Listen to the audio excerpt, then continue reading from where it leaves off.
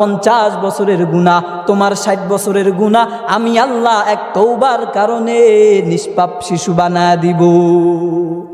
মদিনার নবী জানা দিলেন কোন বান্দা যদি আল্লাহর কাছে তওবা করে কেমন দাম। মদিনার নবী বলে আত্তাইবু যামবি কামাল্লা যামবালাহু, গুনাহ থেকে তওবাকারী নিষ্পাপ ওই শিশুর মতো, যেই শিশু মাত্র মায়ের গর্ভ থেকে দুনিয়াতে আসলো।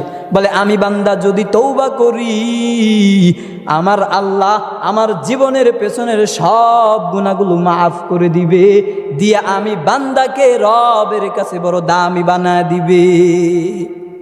কেমন তওবা করেছিল ওই মুসা পয়গম্বরের উম্মত। পয়গম্বর মুসা আলাইহিস সালাতু ওয়াস সালামের জামানায় বৃষ্টি নাই, আল্লাহ তাআলার কাছে মানুষগুলো গেছে দোয়া করার জন্য। সমাজের সব মানুষগুলো পয়গম্বর মুসার কাছে গিয়া বলে ও মুসা, দীর্ঘদিন হয়ে গেল আকাশ থেকে কোনো বৃষ্টি বর্ষণ হয় না, জমিন থেকেও তেমন কোনো পানি পাওয়া যায় না, যার ফলে আমাদের ফসলগুলো নষ্ট হয়ে গেছে।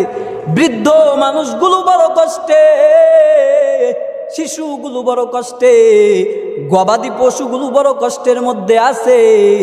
ও পয়গম্বর মুসা রবের কাছে দোয়া করে রব যেন আকাশ থেকে বৃষ্টির ফায়সালা দিয়া দেয়।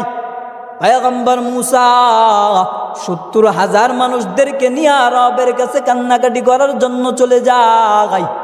ময়দানে গিয়া রবের কাছে যায়, ও দয়ার মালিক জমিনের মধ্যে বৃষ্টি নাই, আমার উম্মতেরা আমার কাছে এসে তোমার কাছে বলার জন্য আবদার করেছে গো মালিক।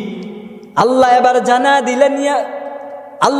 জানা দিলেন ইন্না ফীকুম আবদান ইউবারিজুনি বিল মাআসি মুনযু 40 সানা। আল্লাহ পয়গম্বর মুসাকে জানা দিলেন রে মুসা, ইন্না ফীকুম আবদান ইউবারিজুনি বিল মাআসি মুনযু 40 সানা। নিশ্চয়ই তোমাদের মধ্যে এই 70,000 মানুষের মধ্যে এমন একজন গুনাহগার আছে, যেই গুনাহগার 40 বছর ধরে আমি রবের নাফরমানি করে। পয়গম্বর মুসা আল্লাহকে বলে ও দয়ার মালিক এবার আমি মুসা কি করতে পারি? আল্লাহ তাআলা জানা দিলেন মিনকান নিদা ওয়া মিনাল বালা।